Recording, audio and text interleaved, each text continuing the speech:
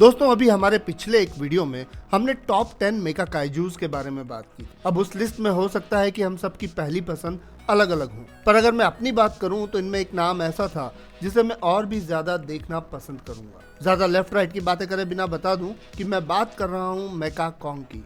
I am sure कि आप भी मेरी इस बात से एग्री जरूर करेंगे। बस यही सोचकर मुझे लगा कि हमारे मेका कॉन्ग को भले ही फिल्म्स में ज्यादा स्पेस ना मिला हो, पर उस पर एक डिटेल्ड वीडियो तो होनी ही चाहिए। तो बस आज हम बात करेंगे 20 मीटर लंबे और 15,000 टन के मेका कॉन्ग की, जिसकी सबसे पहली झलक एक American Japanese animated TV series the king Kong show के मैकेनिक कॉन्ग एपिसोड में देखने को मिली थी। इसमें डॉक्टर हू ने इसे बनाया था और उसके बाद न्यू गिनी पर अटैक करने के लिए मेका कॉन्ग को भेज दिया गया। और यकीन मानिए भाई के जलवे कुछ ऐसे थे कि मिलिट्री उसे असली कॉन्ग समझ बैठती है।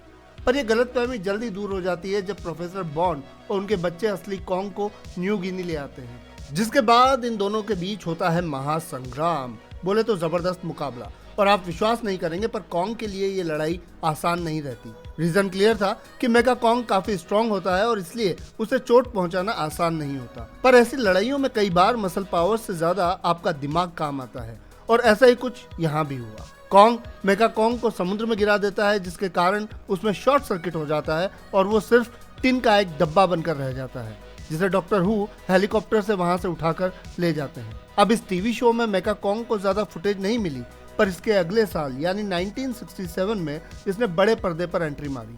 मूवी का नाम था किंग कॉन्ग एस्केप्स। अब ये तो ऑब्वियस है कि मेका कॉन्ग को बनाने का इंस्पिरेशन तो रियल कॉन्ग से ही मिला था, पर ये इंस्पिरेशन इसके मेकर डॉक्टर हू का नहीं था। दरअसल साइंटिस्ट कार्ल नेल्सन ने कॉन्ग पर काफी स्टडी की थी और मेका कॉन्ग का एक ब्लूप्रिंट तैयार किया था।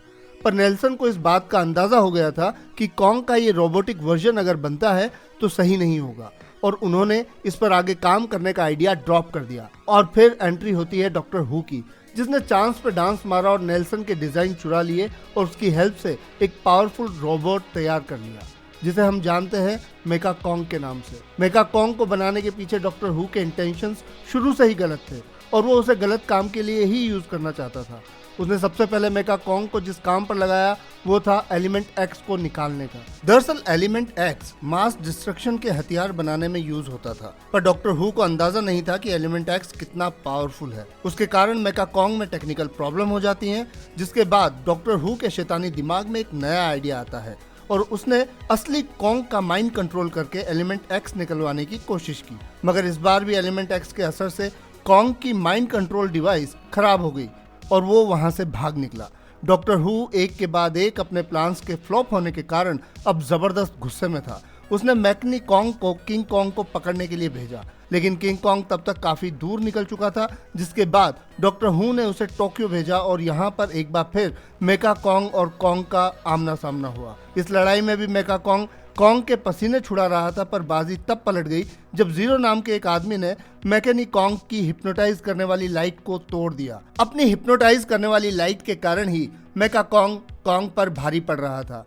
इसके टूटने के बाद बाजी पूरी तरह पलट जाती है, पर डॉक्टर हू इतनी जल्दी कहां हार मानने वाला था। उसने मेका कॉन्ग को सुजैन वॉटसन को उठाकर टोक्यो टावर पर ले जाने का ऑर्डर दिया। अब ये तो उसने किंग कॉन्ग की कमजोर नस पर हाथ रख दिया था, तो भला कॉन्ग रुक कैसे सकता था।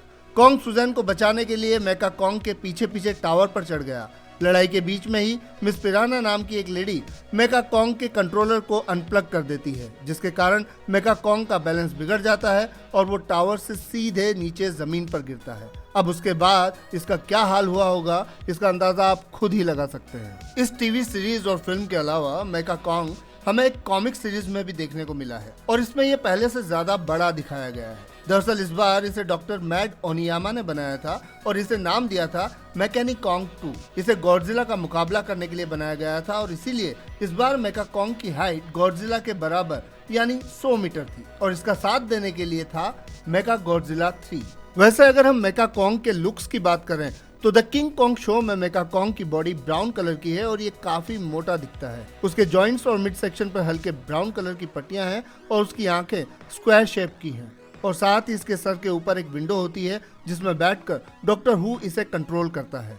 वहीं अगर हम मूवी की बात करें तो इसमें मेका कॉन्ग की पूरी बॉडी मेटेलिक ग्रे कलर की है और उसके हाथ और बाकी के बॉडी पार्ट्स पर मतलब इसके जॉइंट्स पर बोल्ट्स साफ साफ देखे जा सकते हैं। मेगा कॉन्ग की कमर पर एक बेल्ट भी होता है जिसमें हैंड ग्रेनेड रखे होते हैं। आंखों की जगह 2 पावरफुल लाइट बल्ब होते हैं और उसके सर के ऊपर हिप्नोटाइज करने वाली लाइट लगी होती है। और अब आते हैं मेगा कॉन्ग की एबिलिटीज पर, या कह लीजिए इसके वेपन्स पर।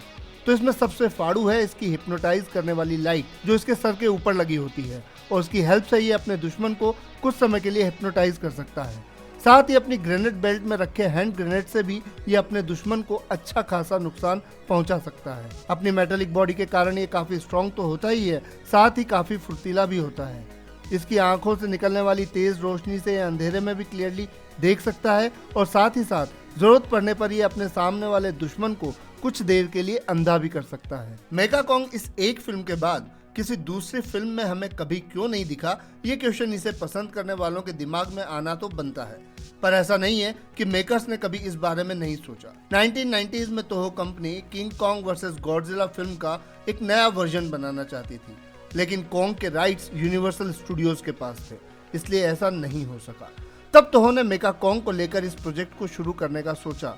उनका मानना था कि ये उनका अपना कैरेक्टर है, तो उन्होंने कॉन्ग की जगह मेगा कॉन्ग को लेकर गॉडजिला के साथ मूवी प्लान की। कहानी में ये बताया जाता है कि मैकेनिक कॉन्ग किसी अनमेंशन्ड लीजेंडरी मॉन्स्टर से इंस्पायर्ड होकर बनाया गया था, पर यूनिवर्सल स्टूडियो ने फिर से इस पर ऑब्जेक्शन लिया, क्योंकि उन्हें लगा कि मैकेनिक कॉन्ग बहुत ज्यादा उनके कैरेक्टर कॉन्ग से मिलता जुलता है। और फिर होना क्या था, एज अ रिजल्ट तोहो ने गॉडजिला की अगली 3 फिल्मों में गॉडजिला के दुश्मनों के रूप में किंग गिदोरा, मोथरा और मेगा गॉडजिला को यूज किया। वैसे यहाँ इंटरेस्टिंग बात यह है कि मेगा गॉडजिला का थीम सॉन्ग वही है जो असली में मैकेनिक कॉन्ग के लिए बनाया गया था। तो कुल मिलाकर ये कहना गलत नहीं होगा कि जिस तरह किंग कॉन्ग ने गॉडजिला के बनने में एक इम्पॉर्टेंट रोल निभाया था, उसी तरह मैकेनिक कॉन्ग असली में मेगा गॉडजिला के पीछे की सबसे बड़ी इंस्पिरेशन था। तो भाई लोग, आपको क्या लगता है, क्या मेगा कॉन्ग को एक बार फिर से बड़े पर्दे पर एंट्री मारनी चाहिए, और अगर हाँ तो आप उसे किन नए चेंजेस के साथ देखना चाहेंगे? अपने जवाब हमें कमेंट सेक्शन में जरूर लिखें। तो फिलहाल के लिए इतना ही। वीडियो को लाइक और चैनल को सब्सक्राइब करना ना भूलें। मैं आपसे जल्द ही मिलता हूं हमारी नेक्स्ट ऐसी ही एक और धमाकेदार वीडियो में। तब तक के लिए खुश रहें, मस्त रहें और तंदुरुस्त रहें।